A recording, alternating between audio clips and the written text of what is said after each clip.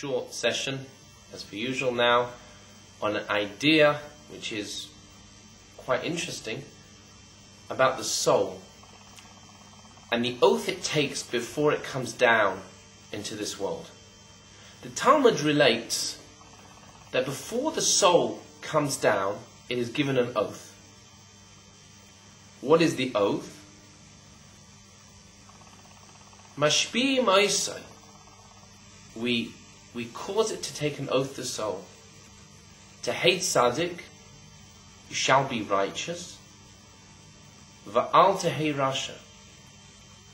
And you shouldn't be wicked. Va'afilu kol ha'olam kulai. And even if all the world, omrim lacha, they say to you, tzaddikata, they say to you, you are righteous. You should be in your own estimation as wicked. Now I'm not going to speak about the last part of the oath, because that needs a relatively long explanation, and maybe we'll do that another time.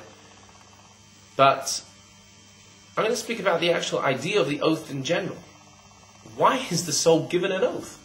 To be righteous, to do the right thing, and not to do the wrong things. Why is that? What, the soul we're talking about is the time when the soul is before it comes down into a body, before it has the challenges of an evil inclination. It's in a state when it wants to do the right thing. It would be like giving someone who absolutely abhors, is disgusted by smoking, and telling them, make an oath that you're not going to smoke. Does that make sense? Of course they're not going to smoke. There's no way they're going to smoke. So why are you giving them an oath not to smoke? To understand this, we have to understand another concept, which is the idea of a covenant. It could be that you have two people who love each other. They understand how great each other are, and that causes a love between them. They also understand one other thing. They understand that it could be that a time could arise, something could happen, and it could be that they don't like each other anymore. Be some obstacle come in their way, something happens, whoever it is. So what do? They make a bris, they make a covenant, they swear to each other. Whatever happens, we are together. We love each other. That relationship turns from one which is based on intellect to one which is based on something which is above intellect. Whatever happens, they will try for each other, no matter what the situation. The same is true of the soul before it comes down. The soul before it comes down, who knows what's going to happen? Who knows? At the moment, it loves God. It's in a position of, it's in heaven, it's having a great time, it has a great relationship, it's enjoying itself there. And God loves it loves God. When it comes down here, it's going to be faced by tremendous challenges.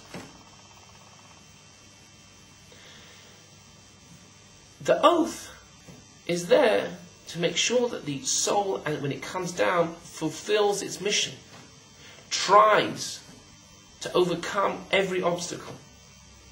But the question is, how can it overcome every obstacle? How can it do that? And the answer again is in the oath.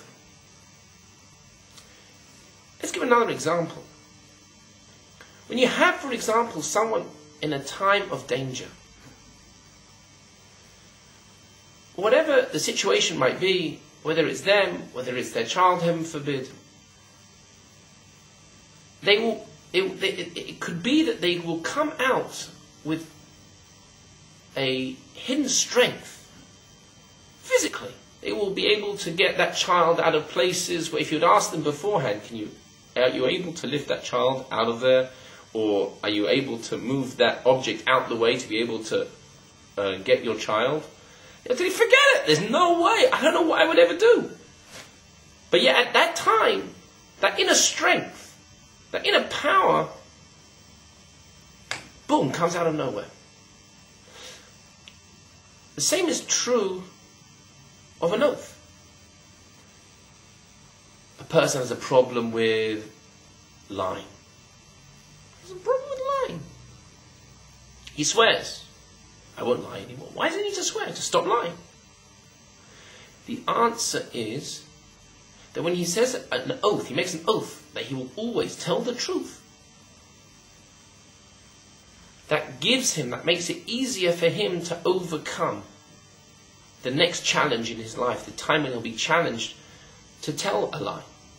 The same is true of the soul. That the soul at the moment, it's great, it's wonderful. It's in a great position. We give it, the oath gives it the ability to overcome the challenges. That's why we find the word for oath, shavua, comes from the same source, the same shoresh in Hebrew as soveya, which means to satisfy. The soul is satisfied. Just when, like a person, when they are satisfied, they are stronger, they're in happier spirits.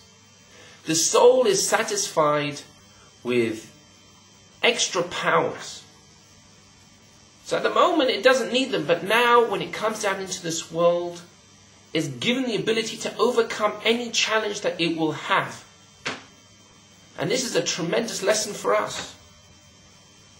That every challenge that we have, from before we were born, we were given the ability to overcome it.